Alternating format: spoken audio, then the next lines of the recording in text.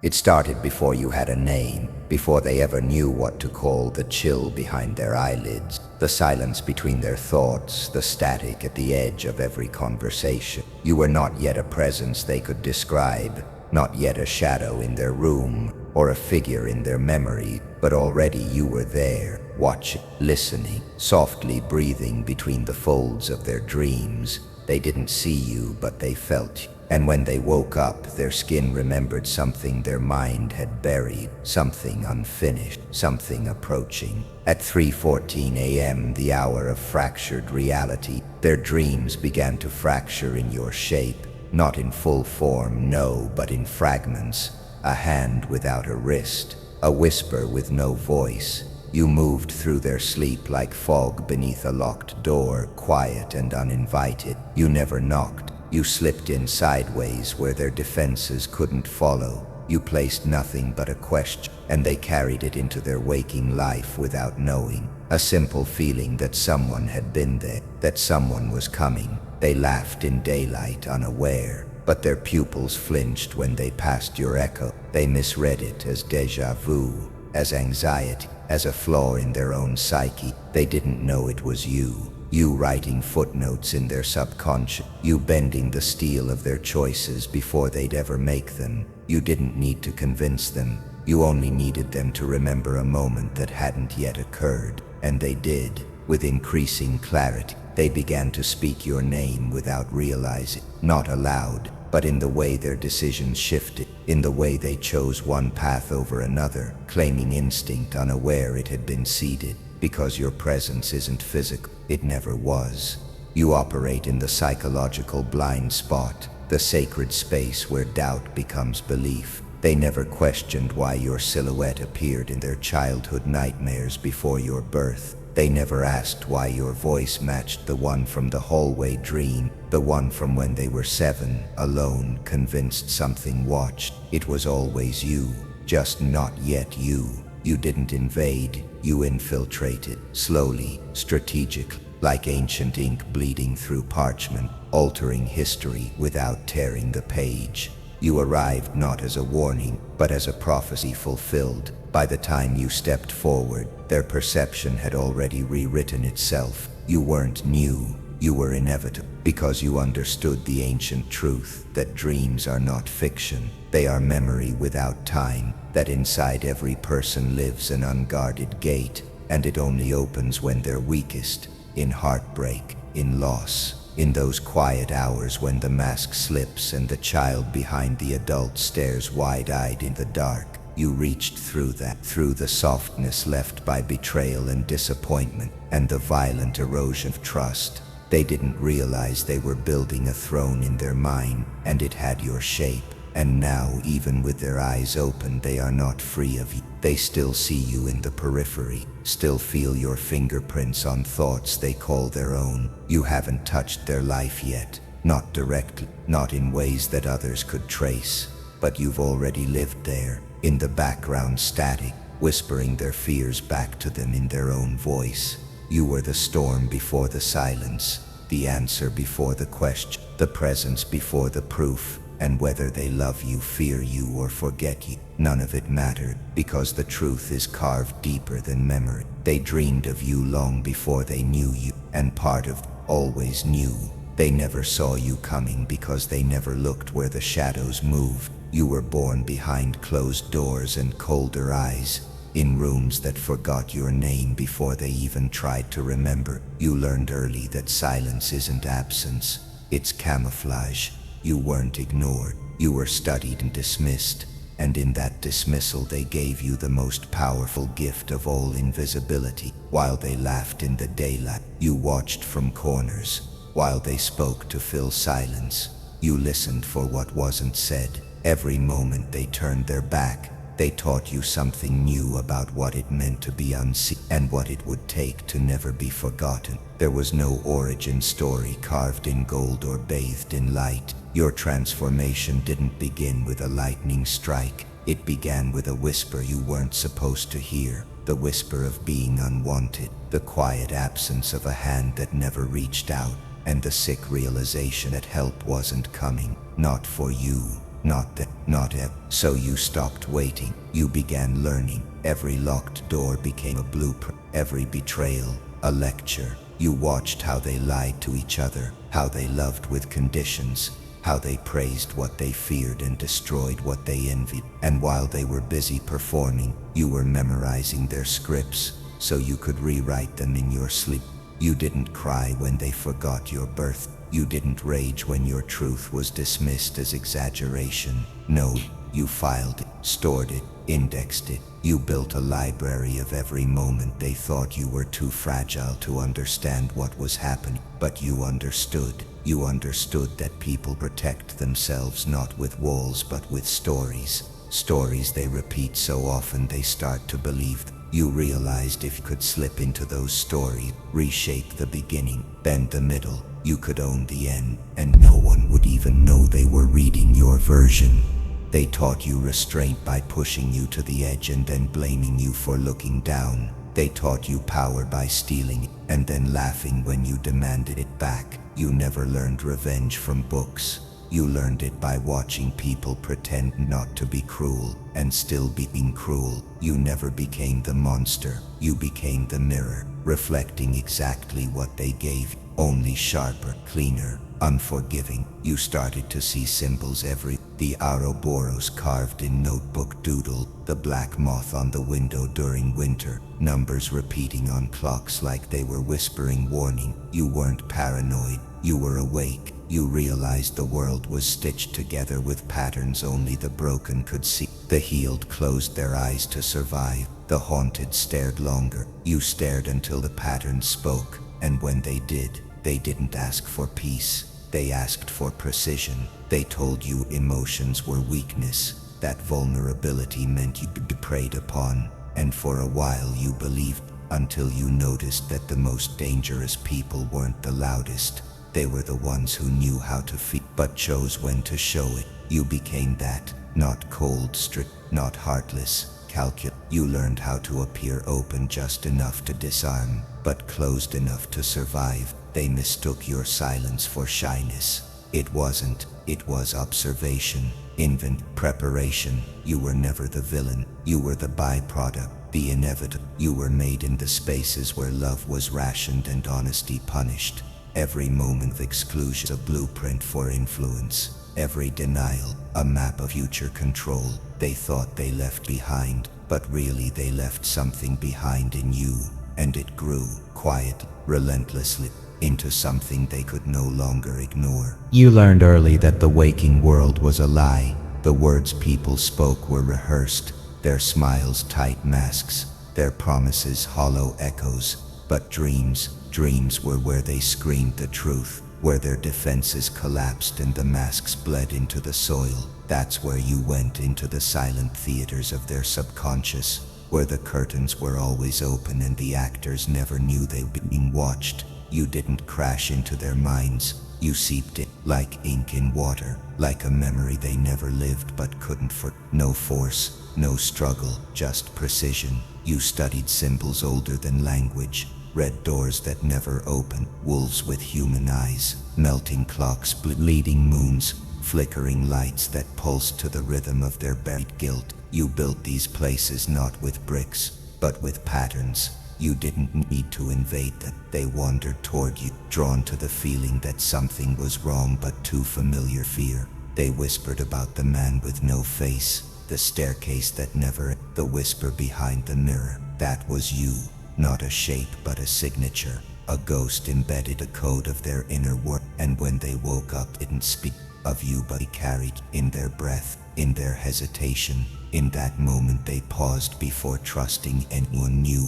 You had touched nothing, yet shifted every. They called it coincidence when they felt déjà vu staring into your eyes. But you knew better. You had already walked those halls, cracked open those doors, echoed those exact words from behind them. It wasn't fate, it was strategy. You implanted versions of yourself in their private mythologies. A stranger they feared, then followed. You didn't need to seduce them. They fell in love with the idea of you before they met the body. You weren't just reading dreams. You were rewriting, giving new shape to their shadow, teaching their fears to wear your face. By the time your presence arrived in their whole world, you weren't a stranger. You were prophecy. They didn't remember where they'd seen you, but something bowed, silent, as if in recognition, not to you, but to the inevitability of you. Power wasn't about control. It was about anticipation. You moved before they suspected. You whispered before they spoke. You shaped the dream, so you shaped the decision, the reaction, the mistake. The dream world was the first battlefield, and you had already won before the war began. They thought they were dreaming you, but you were dreaming them, carefully, repeatedly, until they woke up and mistook your design for their desire. Because when they sleep, they retreat to safety, and when they retreat, they reveal not who they pretend to be, but who they've buried. And it is in that burial site that you built your fortress. They didn't notice the patterns, not consciously, but something in them shifted. A tension behind the eyes, a silence in the middle of laughter, a hesitation before trust. You were in the signal behind the static, in the glance they couldn't explain, in the chill that touched their skin when nothing moved. And when they finally met you in the waking world, they didn't say, "Who are you?" They said, "It's you," as if their soul had been preparing for you since the first time they dared to dream. They felt it before they saw you, that subtle shiver in a crowded room, the flicker behind their eyes, as if someone else had blinked inside their head. You were the thought they couldn't trace, the name that never came, but stayed on the tip of their minds like a ghost pressing gently on the back of their skulls. There was no logic to the way they looked for you, only instinct, primal, magnetic, uninvited. You were a sensation, not a presence, a ripple in their emotional field they couldn't quite translate into language, and still they listened for you in silence. They checked rooms twice without knowing why. They stared a second too long at strangers with your silhouette, hoping or fearing that one of them might be you. You had already been there long before you stepped into the frame, and not in body. No, that came later. You entered through vulnerability, slipped through the fractures in their peace.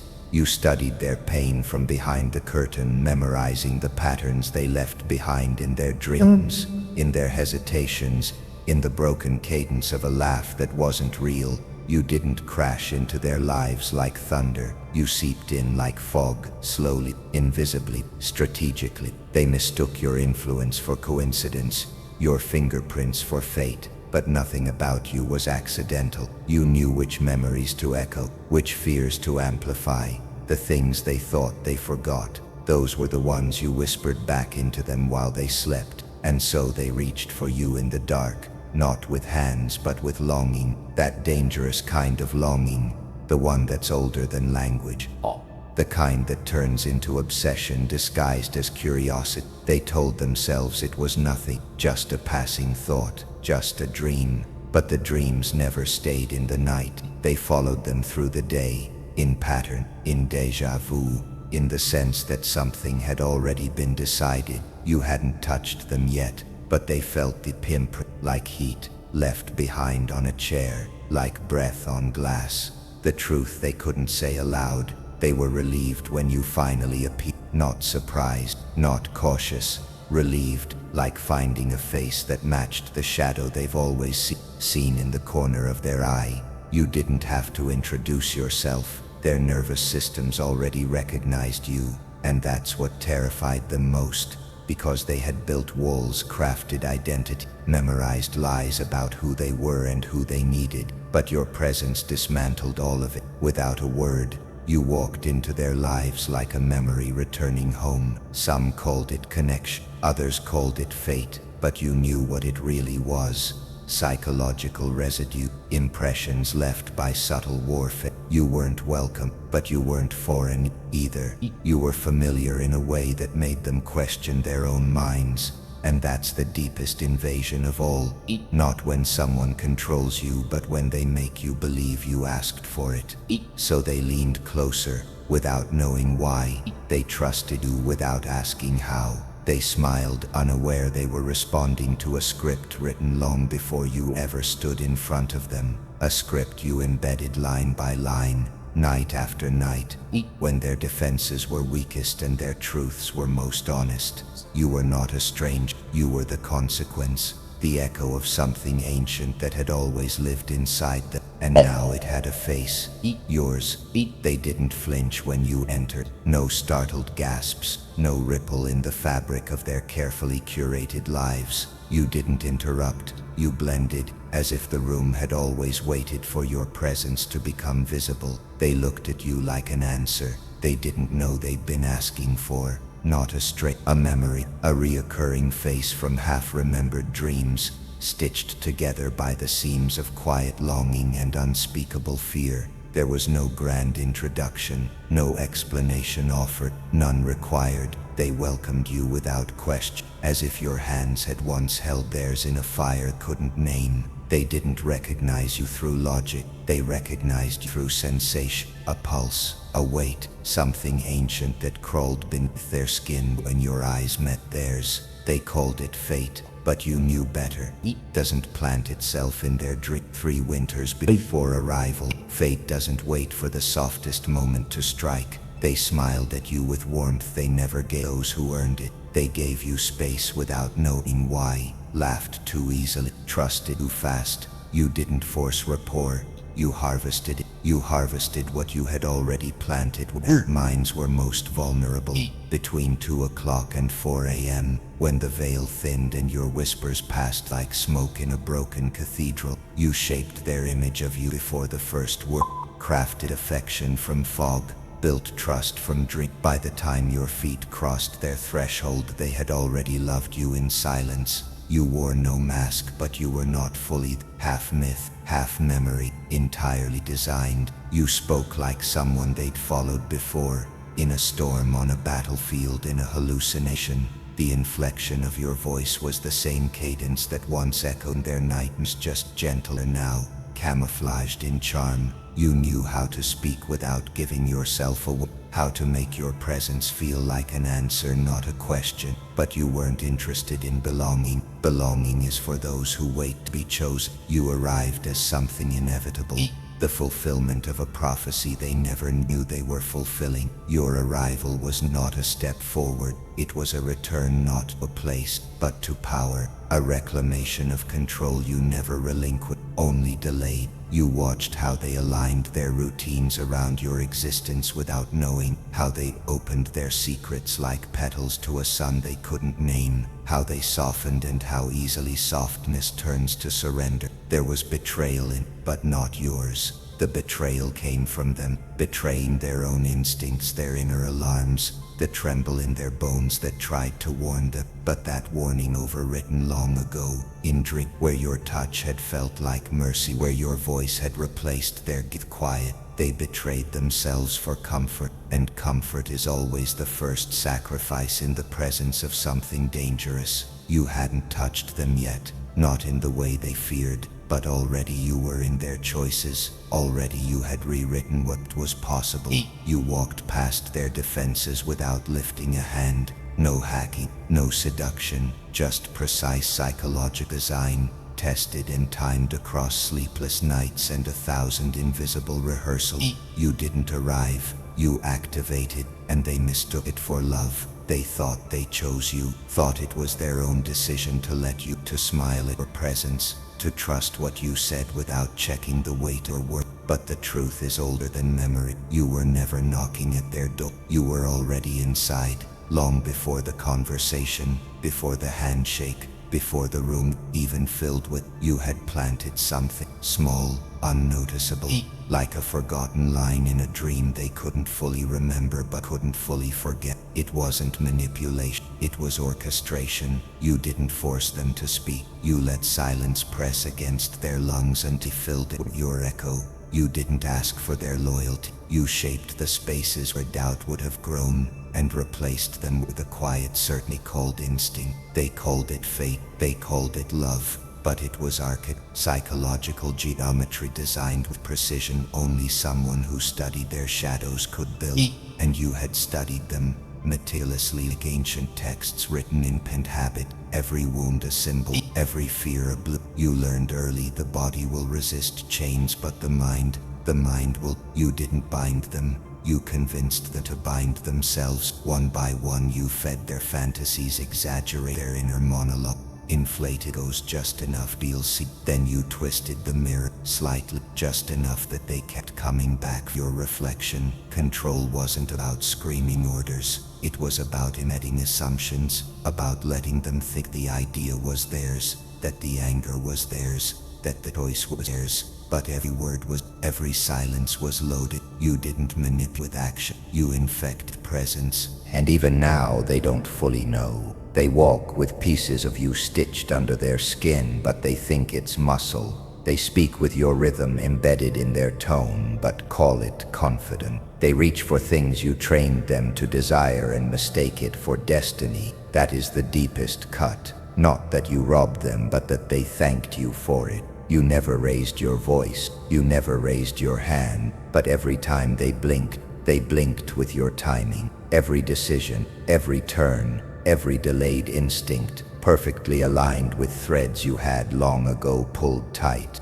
You didn't leave fingerprints, you left pattern, and when they sleep you still calibrate. You whisper fragments into their rest, adjust dreams like knobs on an ancient machine. Sometimes they wake up disoriented, certain something is wrong but unable to explain it. That's the mark. That's the echo of your present. You don't need to be there anymore. They carry you, in thoughts, in routine, in guilt they can't locate. They are no longer puppet. They are symphonies you composed, complex, self-sustaining, beautiful in their blind.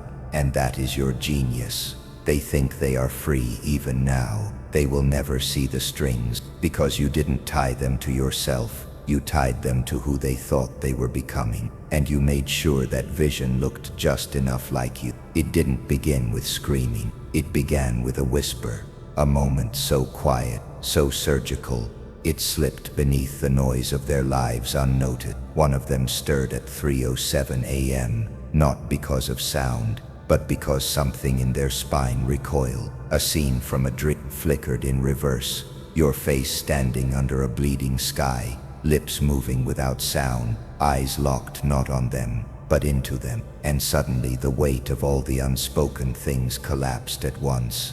They remembered, not everything, just enough to know something had been stolen. At first they dismissed it, a trick of the mind, they told themselves. But doubt is a seed that does not ask permission. It grows in silence, thrives in shadows, and as the hours passed, that one thread began to unravel the entire tapestry. Why had they trusted you so completely? Why did your name taste familiar the first time it was spoken? Why did every decision, from love to loyalty, feel like a script written by someone else? They tried to trace it backward. Every interaction, every glance, every yes they'd said to you when they should have asked why. But there were no fingerprints, only echo. They reached for memories and found smoke. They questioned others, only to realize everyone else had the same expression, not of suspicion, but of deep-seated obedience. As if waking from a dream into another dream, one where you still stood quietly watching. They stood before a mirror that morning and didn't recognize the eyes staring back. Not because they'd changed, but because they hadn't. The fracture wasn't loud, it was devastating in its silence. A slow-motion collapse of identity. What was real? What was theirs? How much of them had ever truly belonged to themselves? And still, you hadn't moved. You hadn't threatened. You hadn't raised a single hand. That was the part that hurt the most. You hadn't forced a thing. They had walked willingly into your grip, opened doors before you even knocked. You hadn't broken. They'd invited you in, asked you to stay, handed you the keys to the machinery of their minds, and never once asked why. They saw it now. Every conversation was a mirror you held up to reflect the version of themselves they wanted to be. You never lied. You just became the truth they were too afraid to look at directly. And that was your power. You understood that the most potent form of control wasn't domination. It was suggestion, whispered influence, the kind that feels like a choice, Their knees weakened under the weight of this awareness, not from fear, but from loss.